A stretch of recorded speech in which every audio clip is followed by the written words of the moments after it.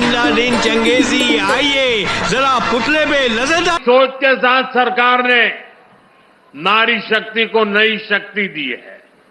अच्छा, करोड़ों महिलाओं को मुद्रा लोन देकर उन्हें व्यापार करने की सहूलियत दी गई है।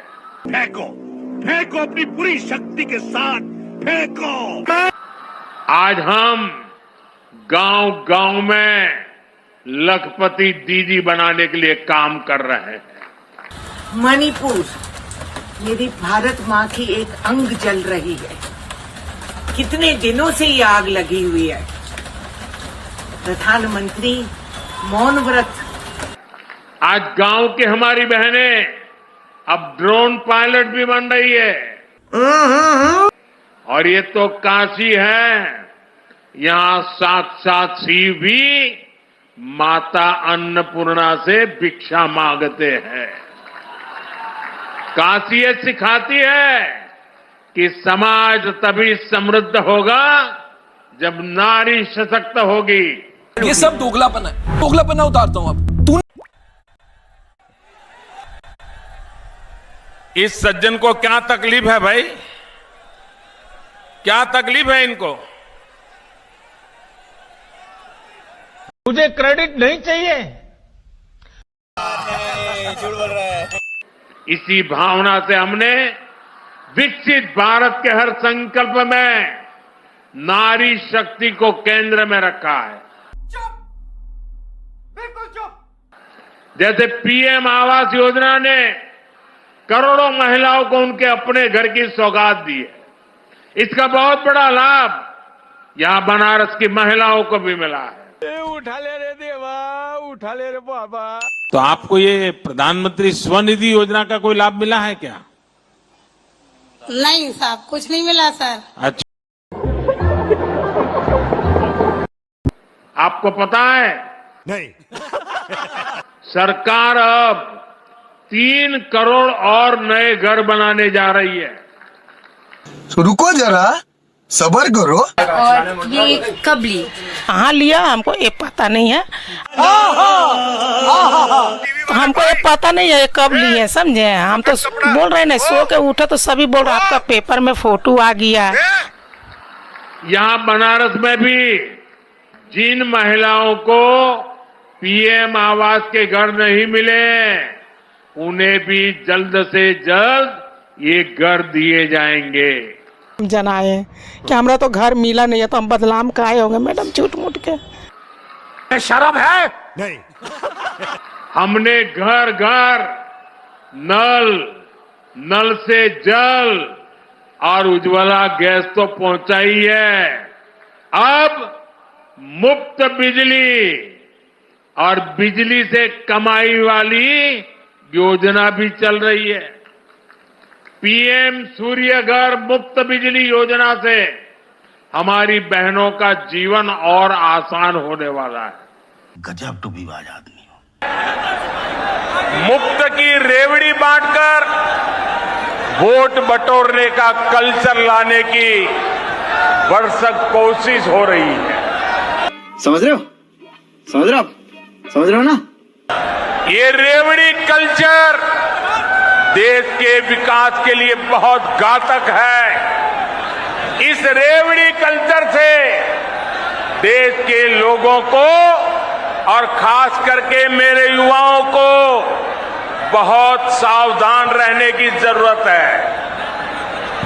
रेवड़ी कल्चर वाले कभी आपके लिए नए एक्सप्रेसवे नहीं बनाएंगे, नए एयरपोर्ट या डिफेंस कॉरिडोर नहीं बनवाएंगे। रेवड़ी कल्चर वालों को लगता है कि जनता जनार्दन को मुफ्त की रेवड़ी बांटकर उन्हें खरीद लेंगे। साथियों, अपनी काशी बहुरंगी सांस्कृतिक नगरी है। यहां भगवान शंकर का पावन ज्योतिर्लिंग है, मणिकर्णिका जैसा मोक्ष तीर्थ है, यहां सारनाथ जैसा ज्ञान स्थल है। अच्छा है। मत सब ठीक ठाक है। Very good. दशक बाद बनारस के विकास के लिए इतना काम एक साथ हो रहा है। वरना काशी को तो जैसे उसके हाल पर छोड़ दिया गया था। खाओ माँ कसम। इसलिए आज मैं हर काशीवासी के सामने एक सवाल उठा रहा हूं। आखिर वो कौन सी मानसिकता है जिसके चलते पहले काशी को विकास से वंचित रखा गया? 10 साल पहले की स्थिति याद करिए। बनारस को विकास के लिए तरसाया जाता था। जिन लोगों ने यूपी में लंबे समय तक सरकारें चलाई, जो लोग दिल्ली में दशकों तक सरकार में बैठे रहे, उन्होंने कभी बनारस की परवाह क्यों नहीं की? इसका जवाब है परिवारवाद और तुष्टीकरण की राजनीति। बंद करो, हाथ जोड़ के मैं मोदी साहब से गुजारिश करता हूँ। कांग्रेस हो या समाजवादी पार्टी, ऐसे दलों के लिए बनारस का विकास न पहला प्राथमिकता में था, न भविष्य में कभी होगा। इन दलों ने विकास में भी भेदभाव किया। ये चीजें देखता हूं, मन को इतना संतोष होता है। मुझे क्रेडिट नहीं चाहिए। जबकि हमारी सरकार सबका साथ सबका विकास के मंत्र पर चलती है।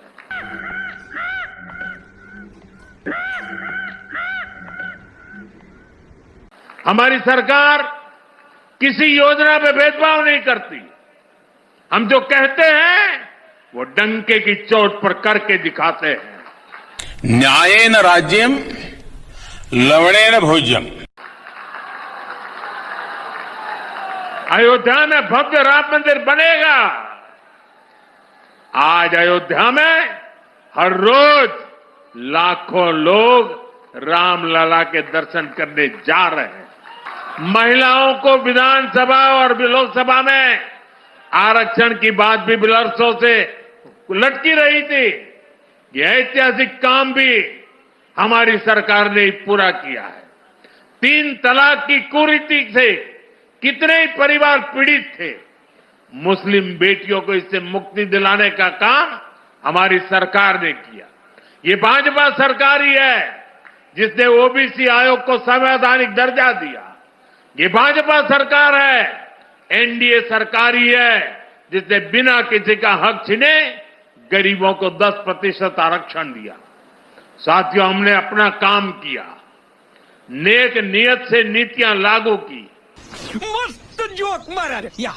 ईमानदारी से देश के हर परिवार का जीवन बदलने का प्रयास किया। पूर्व में मेरे बहनें, मेरे बेटियां, इनके हालात क्या है, क्या दिख रहा नहीं है?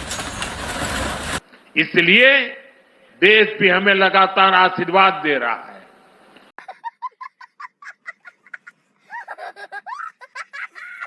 अभी हरियाणा में हमने देखा है कि कैसे वहां तीसरी बार लगातार भाजपा की सरकार बनी है। जम्मू कश्मीर में भी भाजपा को रिकॉर्ड वोट मिले हैं। साथियों, आज भारत के सामने परिवारवादी राजनीति का भी बहुत बड़ा खतरा है। ये परिवारवादी सबसे ज्यादा नुकसान देश के युवाओं को करते हैं। ये कभी भी युवाओं को मौका देने में विश्वास नहीं करते। इसलिए मैंने लाल किले से एक आह्वान किया है। मैं देश के 1 लाख ऐसे नौजवानों को राजनीति में लाऊंगा जिनके परिवार का राजनीति से कोई लेना देना नहीं है। ये भाषण देने का एक तरीका है, एक जुमला है। ये भारत की राजनीति की दिशा बदलने वाला अभियान है। ये भ्रष्टाचार और परिवारवादी मानसिकता को मिटाने का अभियान है। ये काशी के उत्तर प्रदेश के नौजवानों से भी कहूंगा कि आप खुले मन से नई राजनीति की धुरी बने। काशी का सांसद होने के नाते मैं यहां के नौजवानों को ज्यादा से ज्यादा आगे लाने के लिए प्रतिबद्ध हूं।